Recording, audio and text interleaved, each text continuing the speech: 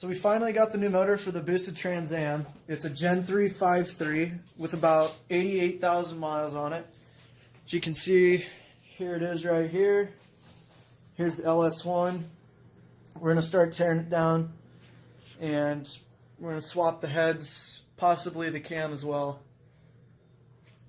What's up guys, Chase from Midwest Streets here, and today I'm going to tell you about the 2000 Trans Am Firebird.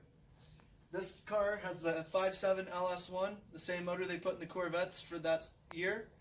Makes 300 horsepower to the wheels, and a very reliable daily driven car. I've put 10,000 miles on it in 6 months, and I couldn't be happier with it, and it's very reliable. Downfalls of these cars, if you got the automatic version of them, they put the 4L60E General Motors transmission in them.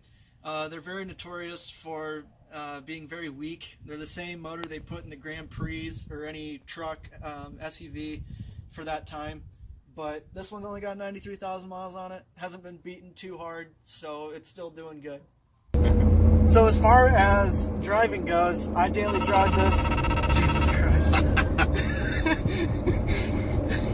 As far as daily driving it goes, it's not too bad to daily drive. I drove this car all the way up from Florida in June, and it was a 1,200 mile trip. I made it a 2-day trip, spent the night in Illinois on the way up to Iowa, and it was not bad at all. And I drive this thing to and from school every week, which is about 40 miles to and from, and I can't really complain about the comfortability, but coming from a Saab, which was definitely more comfortable. It's a lot more stiff and rough riding than a Saab would be, obviously, but it's not as bad as you would think. It does have a lot louder interior, not as soundproof, so to speak. The rear diff really whines. I don't know if you can hear that, but especially once you get to highway speeds, about 50 to 60 miles an hour, it really whines.